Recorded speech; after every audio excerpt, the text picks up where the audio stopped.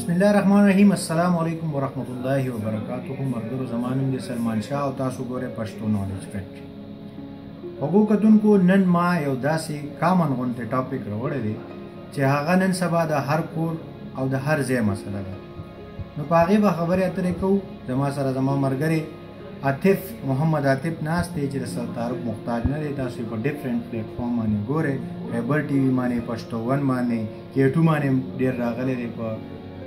2007-8-9 کې نو تاسو به ډېر زیات کتلي. نو محمد عاطف سره په دې باندې خبرې اترې کوو. محمد عاطف تا ته په پروګرام کې هرکلی ویم، څنګه یې ښه؟ ډېره مهرباني سلمان شاه صاحب چې تاسو ماله په خپل پښتو نالج فیکټري کې د راتلو یو شرف رسیب کو او بل دا ما باندې ټولو پښتنو حق دی چې زما سره که څه نالج لږ دی که ډېر دی زه پرې لږ پوهېږم زیات پوهېږم زه یې خلکو ته ورسوم او خپل ټول کتونکو ته هم زه یم چې ستاسو ډېره مهرباني تاسو پښتو نالج فیکټري ته کښېنئ او دې نه څه نه څه فایده حاصلوئ. او ریکویسټ دا دی چې همدغه رنګه سبسکرایب ساتئ او لایک کوئ او شیر کوئ. خاطب کیریر کاونسلینګ دا ورډ مونږ ډېر اورو او دا څه شی دی؟ په دې باندې مام پوهه کا او زمونږ دا خواږه کتونکي پرې پوهه کا. ډېر انټرسټینګ ټاپک دی دا سلمان. کیریر کاونسلینګ چې دی زموږ کیریر کاونسلینګ سټارټ کیږي د یو خاص ځای نه. هغه د ایجوکیشن سیستم دی.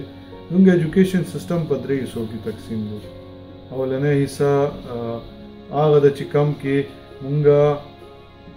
غریب خلک سرکاري سکولونو والا ماشومان هلته نه راوچتېږي چې هغه د ټول نه زیات تعداد دی. دویمه حصه پرایویټ سکولینګ دی چې هغې کې میډل کلاس او اپر میډل کلاس خلک هغې کې خپل ماشومان داخلي. او دریم دی بیکن هاوس یا روټس والا دی چې هغه ایلیټ کلاس خلکو دپاره دی. خو دا درې واړه سکولینګ سیسټم چې زی د دې درې واړو نه ډفرنټ خلک راوځي. لکه یو سړی په سرکاري سکول کې سبق وي او موسټ پرابلی بیچلر وکړي یا سرکاري یونیورسټۍ نه راوځي یا دویم پرایویټ هغه اداره یونیورسټۍ چې لکه اوس لمز هم یو اداره ده او پېښور یونیورسټۍ هم یو اداره ده. اوس د لمز نه چې کم ګریجویټ یو کم د پېښور یونیورسټۍ نه ګریجویټ دواړو کې فرق څه دی؟ لمز والا راوتې هم نه د هغه جاب شوي او هغه یو ایلیټ کلاس خلکو کې کینی او هغه کیریر جدا وي. د هغه ماشوم نه چې کم په پېښور یونیورسټۍ نه راوځي هغه سټرګل کوي او چې چېرته جاب له اپلای کړي نو ورته ایکسپیرینس سرټیفیکیټ راوړه ان بلا بلا بلا. دا اصل یو کور ایشو دا دی د کیریر کاونسلینګ. دې طرف ته زه راځم. خو دې نه وروستو چې کوم غټه مسله د کیریر هغه دا ده زموږ کورونو کې کم زموږ پیرنټس دي یا کم زموږ هاوس هولډرس چې ورته وي چې کم کور چلی هغوی دپاره د ماشومانو کیریر نه زیات ضروري څه دي؟ د ماشومانو د ایجوکیشن نه زیات ضروري څه دی؟ بریډ اینډ بټر.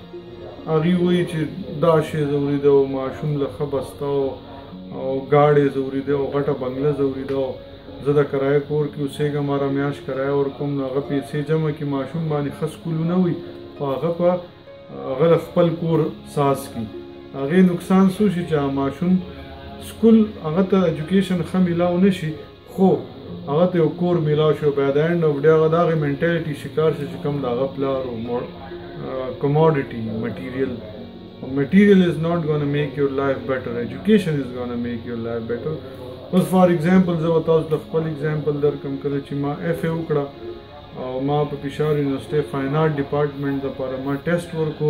زما په میرټ لیست باندې اولنی نوم و. کله چې ما ټیسټ ورکو هر څه وشو زما په میرټ لیست اولنی نوم و خو زما پیرنټس ما له د هغې اجازت رانه کړو. سپیشلي زما فادر هغه وویل ته اوس تصویران جوړې نو فاین آرټ از ا واسټ فیلډ اټس لایک اوشن. هغې کې صرف تصویران نه دي هغې کې انټیریر ډیزایننګ راځي هغې کې سکلپچر راځي هغې کې نور د دنیا شیزونه راځي. پینسل آرټ دی هغې کې سکیچنګ دی هغې کې واټر کلر آرټ دی هغې کې آئل پینټینګ دی هغې کې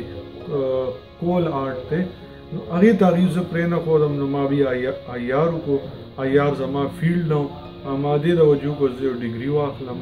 د آیار په بیس ما ته یو جاب هم میلاو نه شو. زه ټي وي ته راغلم ځکه چې ما کې هغه آرټسټک ټچ و نو زه وایم چې د ټي وي از د اونلی فیلډ ویر آی کین فټ ان. نو دغه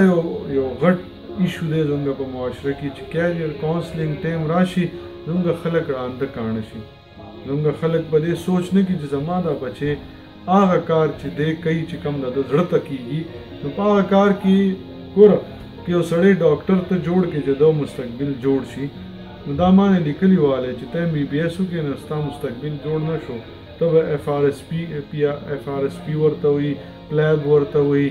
او دین علاوه نور مختلف ټیسټونه دي هغه به ورکې سټیپس پکې امریکې ته آیرلینډ ته یورپ ته پاکستان کې دنده هم به ټیسټونه ورکې نو 10 کاله به ته ځان وژنې نو بیا به ته یو کلینیک کولاولی شي یا ښځی کې به اسسټنټ پروفیسر یا اسسټنټ ډاکټر لګي چې هغه په ښه پوزیشن وي کوم دغه ماشوم چې کم نه تاسو ډاکټر جوړ کو په اوت زور باندې چې د مستقبل جوړ شي هغه جوړېدل غواړي یو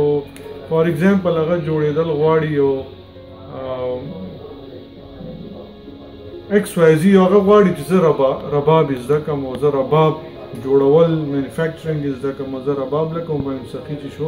زه دا کول غواړم او ته ورته نه هغه زه هابي کوم خو ډاکټري وکړه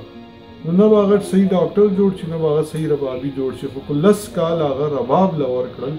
نو جسټ ایمیجن چې هغه به ټوله دنیا وګوري دی رباب د وجې څنګه چې د ناشناس اگزامپل دی ناشناس وی چې کله زما والد صاحب ته پته ولګېده چې زه میوزیشن یم زه سندرې ویم نو هغه ما ته وویل چې سبا که د ستا لور وشي هغه داسې خلکو په مخ کې ناسته یې ګانه وي نو ته به دا خوښې نو ما هغه ټایم بابا ته یې څومونه وی خو نن زه په اسټرالیا کې ناست یم او ما ته د دنیا مختلف خلک را جمع شوي دي او دا هال ډک دی او دا خلک ما له کومه مینه راکوي او کومه مینه اوسه پورې ما ته میلاو شوه که دا زه بل پروفیشن ما اختیار کړی کېدای چې دا مینه او دا شیز ما ته نه میلاو شوی د هغه کیریئر کاونسلینګ د هغه پلار ونه کو هغه په خپل یو ډیسیژن واغستو چې کوم مونږ شکار یو په تھاؤزنډس کې یا په میلیونز کې په پشمار 2-3 هلکان جنکي چې هغوی دا سټیپ واغستلی شي خو د هغوی پیرنټس هغوی خپل کیریئر کاونسلینګ ته نه پرېږدي اوس کیریئر کاونسلینګ کې سټارټ یې چېرته نه دی سټارټ یې د سکول نه دی کله چې ماشوم پیدا شي ماشوم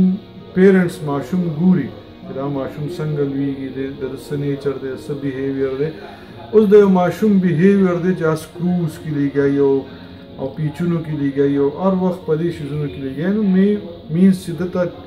ټیکنیکل انجینیرینګ سایډ ته د تلو ډېر خواهش دی یو سړی سکیچینګ کې دته سکیچینګ خواهش دی یو سړی میوزیک اوري د میوزیک خواهش دی یو سړی ګاډي سره شوقین دی میکانیکل سایډ ته تلل غواړي دارنګه د دنیا مختلف فیلډ دي چې هغه نون او ان نون فیلډز دي چې هغې کې خلک لکه اوس یو فیلډ دی هوټلینګ اوس هوټلینګ یو فیلډ دی چې که زه غواړم زه خپل پلار ته یا څوک بل سړی خپل پلار ته چې یاره زه خو هوټلینګ کول غواړم نا برتي مړه غلی کښېنه ویټر بچي الله دس از بیډ تاسو هغه پروموټ کړئ چې بچي ته کول غواړئ زه د زه له هر څه ارینج کوم زه به دله هر څه کوم زه به تا باندې هوټلینګ وکړم زه به تا هر څه وکړم دیٹ از د مین ایشو چې مونږ کیریئر ماشوم لا هغه ورنه کړو چې کوم کې د هغه انټرسټ وي د هغې ریزلټ سره وځي هغه یو فلاپ انجینیر یو فلاپ ډاکټر جوړ چې هغه زړه کې د ډاکټرۍ هغه احساس نه وي چې دا مریض یو انسان دی او زما د خدمت کول دی هغه زړه کې سي زما پلار ما ته بچپن نه ویلي چې بچې ډاکټر شه ډاکټر کامیابي او کامیابي به څه ده که دته د اپریشن اجت نه دی بیا ولم اپریشن وکړه چې 1 لک روپۍ خو اکاونټ ته راشي هسې وله سسټم چیک کړه که څه مسلې فیډبیک یې کوي واپس مې وګڼلې دارنګه انجینیر شو هغه یو سړی انجینیر نه جوړېدل غواړي خو چې پلار ته انجینیر جوړ کړي نو که هغه پل سازی هغه به هغې پل له نه دی بس مزدورانو ته وایي چې بس کرش مشین واچوي به دا نقشه د شي ساز کړي نو که هغه خپل انجینیر جوړېدل غواړي هغه به څه کړي هغه به په هغې نور کې هلته ولاړي هغه به هلته کرش مشین ته خپله ولاړي او هر څه به خپله کوي خاطب ته د کیریئر کاونسلینګ چې تا څنګه ډیفاین کړو ډېر ښه ډیفاین کړو خو دلته زما تا نه یو بل کوېسچن دا دی چې زمونږ خو خلک چې کوم دي د خېټې په غم کې دي ځان له خېټه نشي پوره کولی نو دا تا چې کومه خبرې وکړې کیریئر کاونسلینګ نو دا به څنګه پاسبل کېږي چې خلک دا وکړي بالکل سلمان شاه تاسو صحیح خبر وکړه چې اصل مسله دا ده چې خلکو سره د بریډ اینډ بټر غم دی روټۍ ډېر ضروري شی دی خو دلته به زه یو خبره تاسو ته ووایم چې د ټول نه ښه انویسټمنټ په دنیا کې څه دی تاسو خپل واړه با تعلیمه کې تعلیم ولا ورکړئ. ګوره که ته 3 ټیمه ډوډۍ خورې که نه او که ته 2 ټیمه ډوډۍ په خپل بچي وخورې خو په هغه ښه تعلیم وکړې سبا چې هغه نه لوی سړی جوړ شي هغه به دا نه وي چې مړه زما پلار څه ظالم سړی ما باندې به 2 ټیمه ډوډۍ خوړه. هغه به دا وي زما پلار ډېر ګریټ سړی او ما به 2 ټیمه ډوډۍ خوړه خو he made sure چې زه تعلیم وکړم چې سبا زه 2 ټیمه ډوډۍ ونه خورم زما بچي 2 ټیمه ډوډۍ ونه خوري چې کله زه راځوان شم کله ما ته واقعي د پیسو حاجت وي د ژوند جوړولو حاجت وي. او دې سره تړل یو بله خبره ده ټول خلکو ته ریکویسټ کوم چې ګوره اولاد چې دی دا د خدای ورکړه ده او بینګ هیومن بینګ دا په ما باندې ریسپانسیبیلیټي ده چې دومره اولاد پیدا کړم چې د هغوی ښه تربیت وکړم هغوی له ښه جامه ورکړم ښه پیزار ورکړم ښه تعلیم ورکړم. مسله د رزق نه ده رزق خدای هر چا له وررسوي خدای وایي چې تاسو به تربیت د هغې ماشوم تعلیم د هغې ماشوم جامه پیدار دا ستاسو کار دی دا به له تاسو پوره کوئ. که ته 10 بچو راوړو وس لرې نو هغوی به بیا پوره کې او که ته 2 بچو وس لرې چې ته دا وس لرې زه 2 بچي پیدا کړم هغوی باندې ښه تعلیم کړم ښه جامې وله ورکړم ښه ژوند چل ورته وښیم ښه کور کې وساتم نو بیا ته 2 پیدا کړه چې تا 10 پیدا کړو بیا ته ریړه چلې او هغوی د بچپن کې چایلډ لیبر شکار شي دې تپوس به ستاسو نه کېږي الله به ستاسو نه دې هم تپوس کېږي چې دغه ماشوم چې د عمر د لوبو د عمر د خوب د عمر د تعلیم او د عمر د تربیت تا وله لاس کې شاپر ورکو چې بچی دا شاپري خرڅوه او کولر دې ورکو چې ورشه خلکو باندې یخې اوبه خرڅوه او کولر دې ورکو چې ورشه بچی خلکو باندې انډې خرڅوه هغه معصومیت لاړو ډسټرای شو په هغه ایج. نو دا خبره تاسو ټیک وکړه په دې ذمہوار زه خپل یم تاسو خپل یم رزق به خدای ورکوي خو دا ستاسو ریسپانسیبیلیټي چې تاسو هغه له ښه تعلیم ورکړئ ور مو نه کړو د دې به هم ستاسو نه تپوس کېږي او که تاسو هغې جواب ته تیار یې خدای ته ټیک ده. زما دا خواهش دی چې تاسو خپل بچو باندې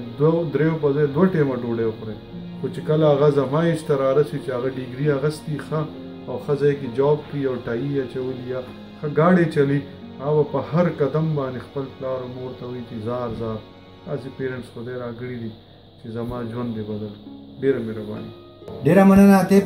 ډیره مهرباني چې موږ له ټایم راکو او زموږ کتونکو ته د مفت او بلا مشورې ورکړې. هغو کتونکو د بلې ویډیو سره به حاضرېږو. امید کوم چې تاسو به د عاطف د خبرو نه